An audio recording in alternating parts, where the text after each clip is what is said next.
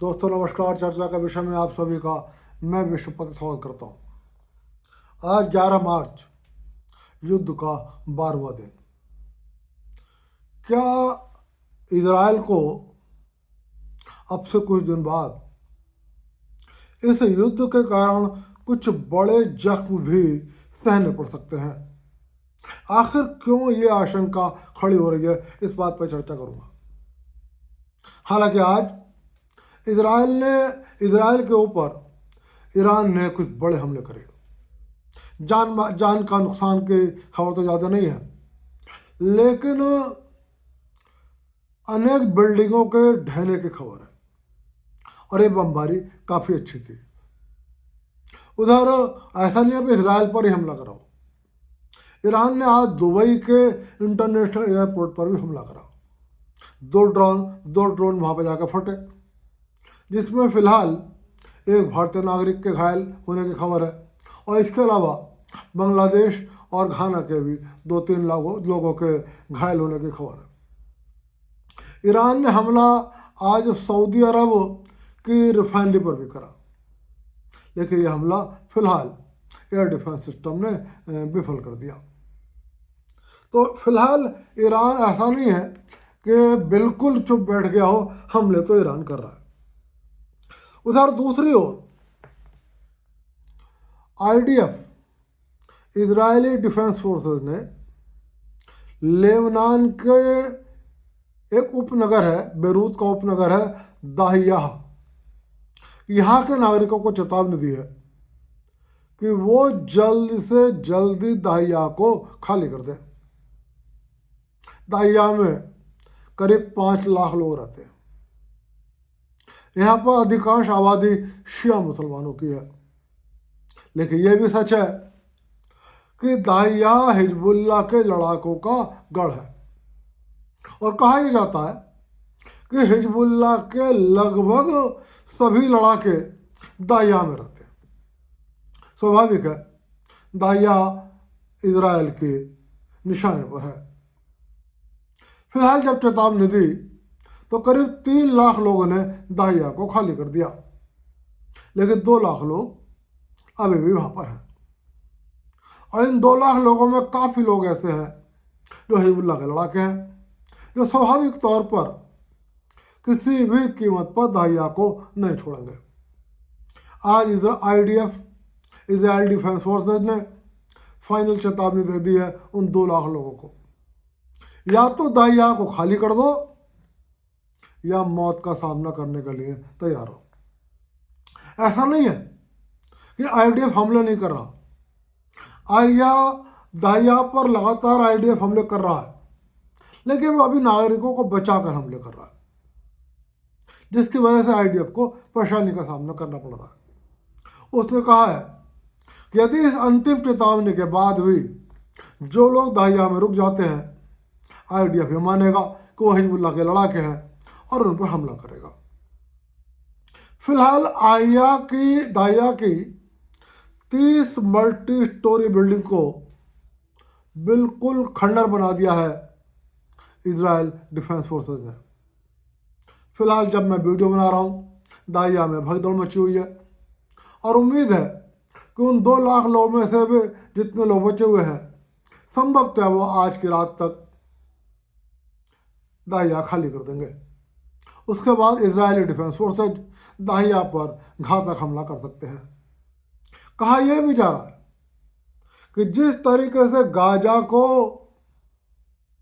बिल्कुल प्लेन कर दिया आईडीएफ ने, कहीं ऐसा ना हो कि लेबनान की राजधानी बेरूत के उपनगर दाहिया का भी ऐसा ही हाल हो जाए, क्योंकि फिलहाल दाहिया की पूरी नाकेबंदी कर रखी है आईडीएफ ने और वो इसे छोड़ने का कोई इरादा नहीं रखती। खैर, अब मैं बात करता हूँ कि आखिर क्यों अचानक आज मैं आपसे ये बात कर रहा हूँ कि क्या इजराइल को अभी बड़े जख्मों का सामना करने के लिए तैयार रहना चाहिए। मैंने आपसे कल कहा था, परसों के अपने वीडियो में कहा था कि संभवतः युद्ध बहुत लंबा खिंचेगा नहीं, और हो सकता है कि बहुत जल्द ही अमेरिका और इजराइल अपनी ओर से युद्ध को समाप्त कर दें। लेकिन अब आज ईरान की ओर से कई संकेत आए। ईरान के IRGC के एरोस्पेस के कमांडर का बयान आया। ईरान की संसद के स्पीकर उनका बयान आया, जिनका नाम है मोहम्मद बगैर गालिबाफ, उनका बयान आया। इसके अलावा ईरान के सैन्य मुख्यालय ख़त्म अल अंबिया से भी एक बयान जारी किया गया। इन सब बयानों के आधार पर कुछ ऐसा लगता है कि क्या ईरान ने बड़े हमलों के लिए अभी अपने आप को संभाल कर रखा हुआ है। हालांकि मैं इससे पहले जब आपसे बात कर रहा था तो मैं इस बात की रणनीति को लेकर थोड़ा आशंकित था, और आशंकित अभी भी हूँ कि जब पूरा ईरान को खंडहर बना दे रहा है अमेरिका और इजराइल, तो हम ये कैसे मान लें कि ईरान ने बड़े हमलों के लिए खुद को तैयार कर रखा है। फिलहाल क्या कहा ईरान ने, ये बता दूं। सबसे पहली बात जो आज एक बड़ा संकेत आया ईरान की ओर से, ईरान ने कहा है कि वो एक तरफा सीज फायर को स्वीकार नहीं करेंगे। जैसा कि राष्ट्रपति डोनाल्ड ट्रंप कह रहे हैं कि लड़ाई बस 1-2 दिन की और बची हुई है। आज फिर डोनाल्ड ट्रंप ने यह बात दोहराई है कि 1-2 दिन का काम बचा हुआ है, और उन्होंने संकेत भी दिया है। और उनके एक बहुत नज़दीकी रिपब्लिकन सीनेटर ने यह बयान भी दिया है कि संभवतः अमेरिका ईरान में ग्राउंड फोर्सेज उतारने की तैयारी में है। जहाँ तक मेरा अनुमान है, जिस तरीके के हालात हैं, संभवतः अमेरिका अपने ग्राउंड फोर्सेस को एक कमांडो कार्रवाई के तहत ईरान में उतारेगा, और उसका मकसद होगा ईरान के एनरिच यूरेनियम को अपने कब्जे में लेना। ईरान ने कहा है कि अभी तक दुश्मन की रणनीति ये रही है कि हमला कर दो, ईरान को कमजोर कर दो, और उसके बाद युद्ध विराम का ऐलान कर दो। और इस युद्ध विराम के दौरान दुश्मन अपना सारे हथियारों को दोबारा से इकट्ठा कर लेता है, दोबारा से गोला बारूद इकट्ठा कर लेता है, अपनी सेनाओं को थोड़ा सा आराम देकर दोबारा से युद्ध के लिए तैयार कर लेता है, और फिर हमारे ऊपर हमला कर देता है। ईरान ने कहा है अब हम इस युद्ध विराम के चक्र को स्वीकार नहीं करेंगे। उन्होंने कहा युद्ध विराम हमारी शर्तों पे होगा, युद्ध विराम तब होगा जब हम चाहेंगे। यह इसका मतलब है कि यदि इजराइल और अमेरिका अपनी ओर से युद्ध विराम घोषित भी कर देते हैं, तब भी ईरान अपनी ओर से खाड़ी के सुन्नी मुस्लिम देशों पर और इजराइल पर हमले करता रहेगा। तो यह एक बड़ी बात है। इसका मतलब बहुत स्पष्ट है कि यदि अमेरिका और इजराइल अपनी ओर से युद्ध विराम घोषित कर भी देते हैं, तो जरूरी नहीं है कि युद्ध रुक ही जाए। हो सकता है उस परिस्थिति में ईरान अपनी ओर से हमले करते रहे, और जब ईरान हमले करेगा तो स्वाभाविक है कि अमेरिका और इजराइल शांत नहीं बैठेंगे, उनको भी अपनी ओर से घोषित युद्ध विराम को तोड़ना होगा और युद्ध जारी रहेगा। तो पहली बात यह स्पष्ट हो गई कि अब ईरान की ओर से कि वो अमेरिका और इजराइल का युद्ध विराम को घोषित नहीं करेगा। आज ईरान के IRGC के एरोस्पेस के कमांडर ने अपनी एक नई रणनीति का ऐलान किया।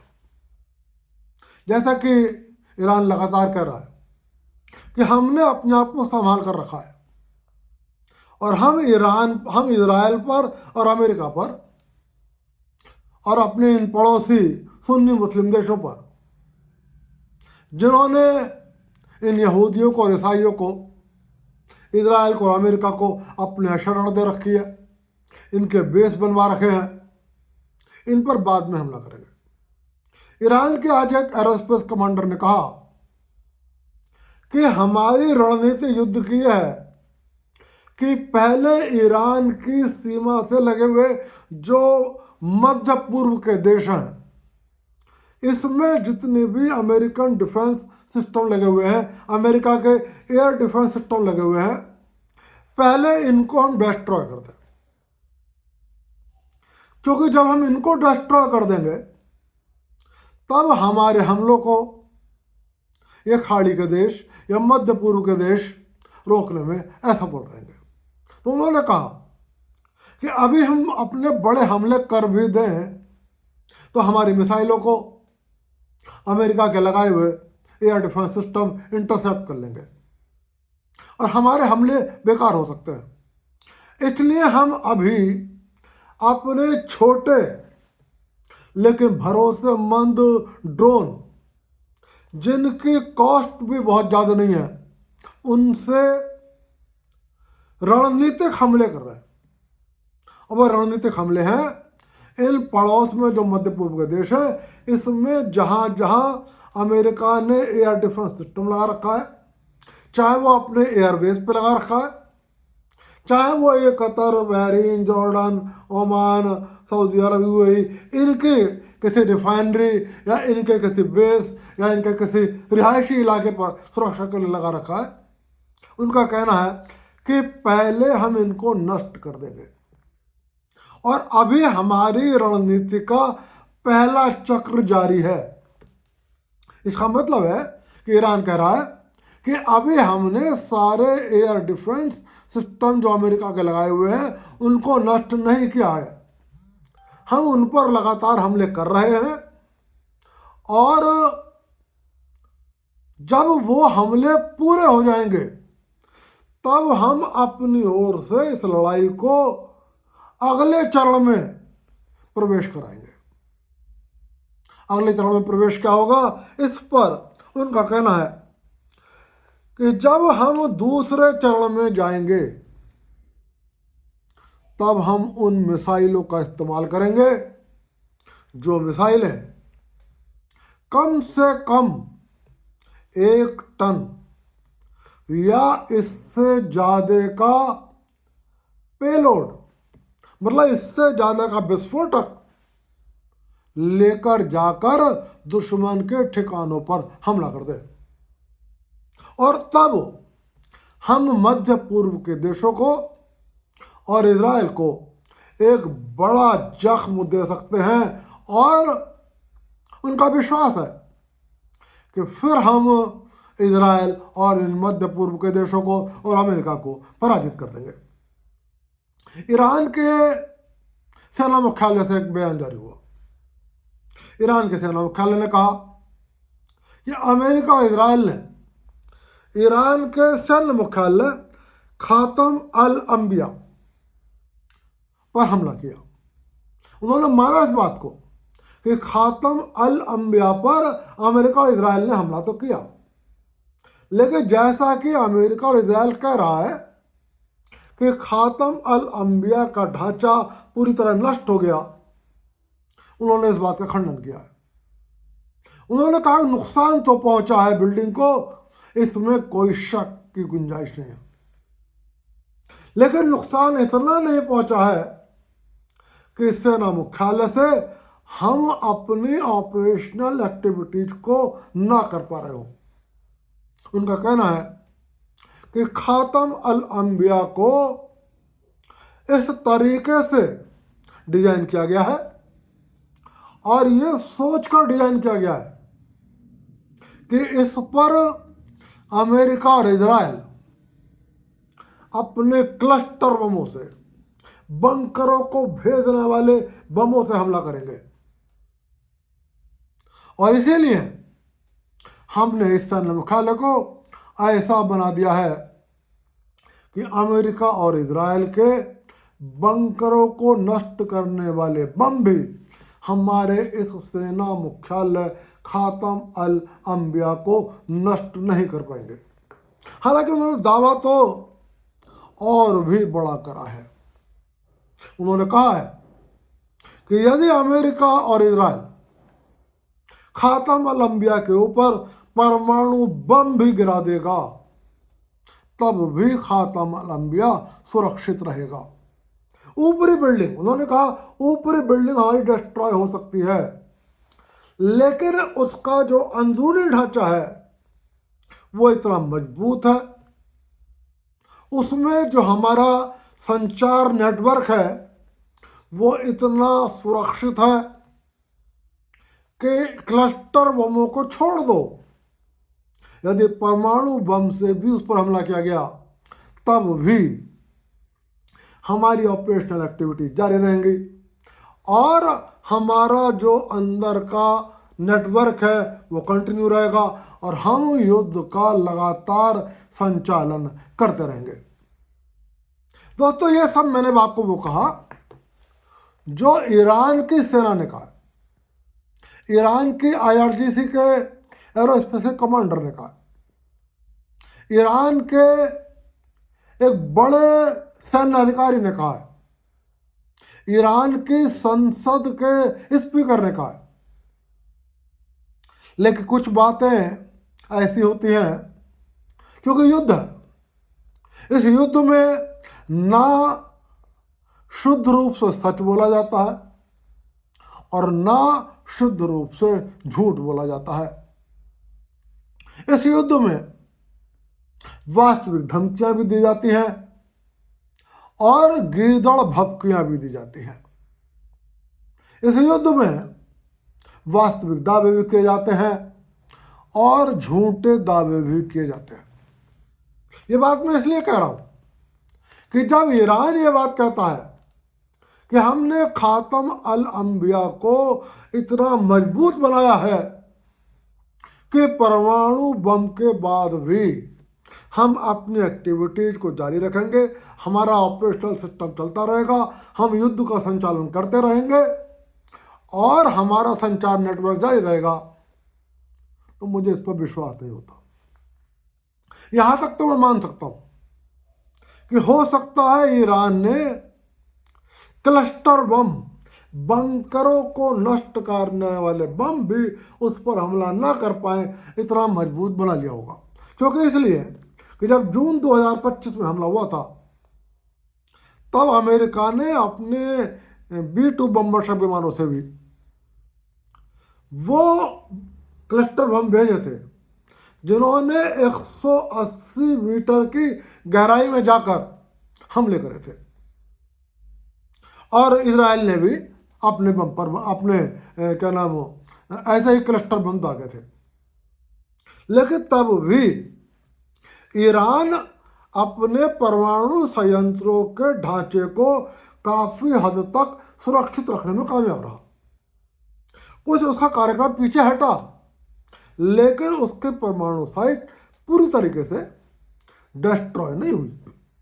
और यही नहीं, वो वहां से इतनी बमबारी के खतरे के बाद भी अपने एनरिच यूरेनियम को सुरक्षित वापस निकाल कर ले गया।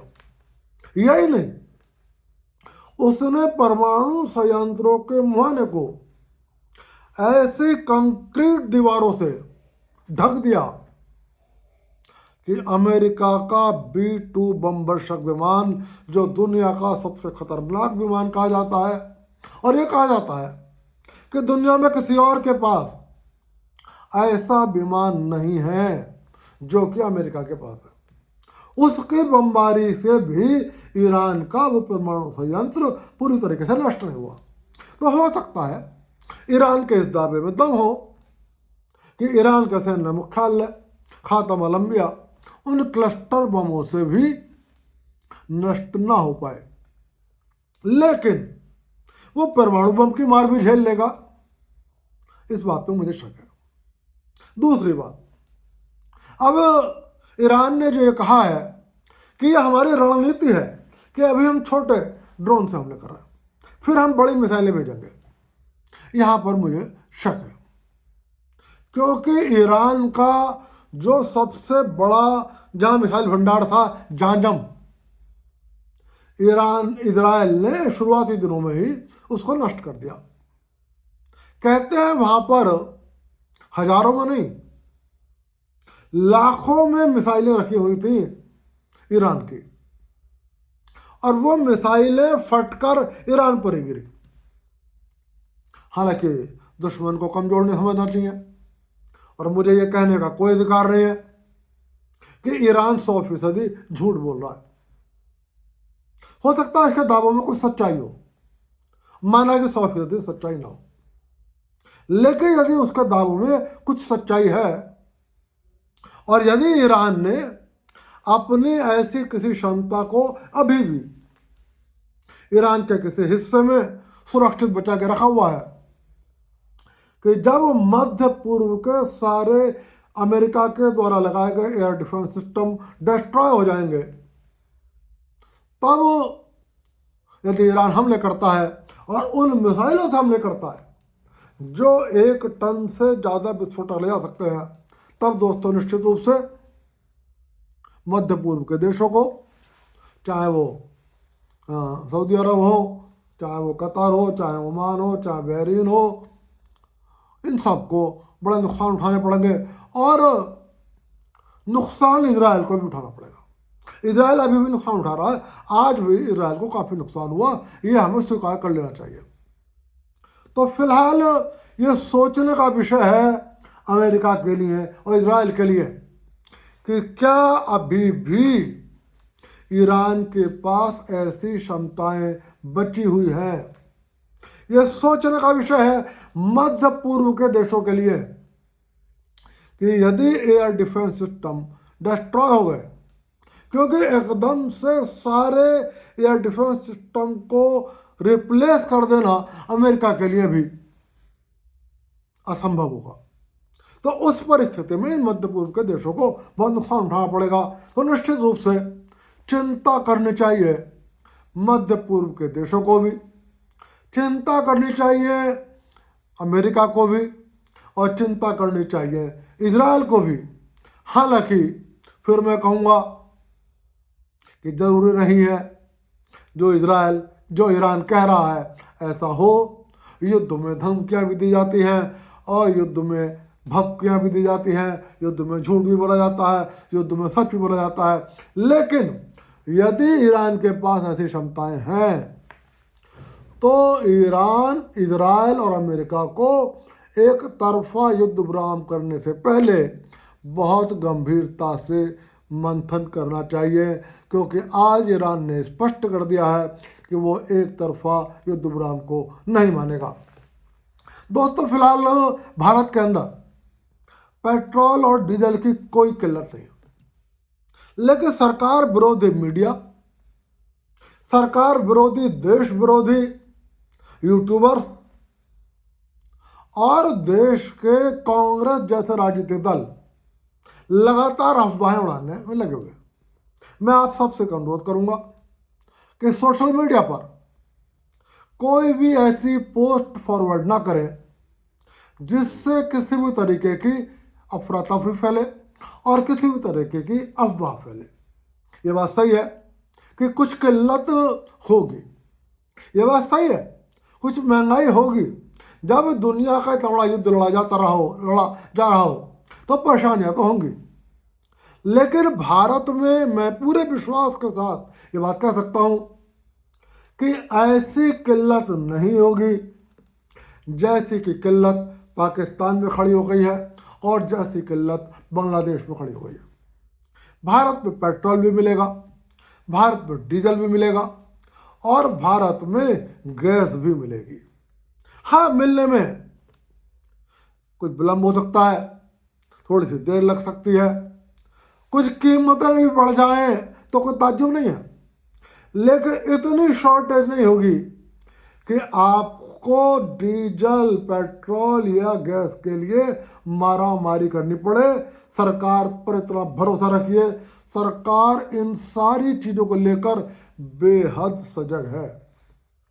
आज भी हमारे विदेश मंत्री एस जयशंकर ने रूस के अपने समकक्ष से बात करी और भारत की ऊर्जा चिंता को लेकर बात करी है।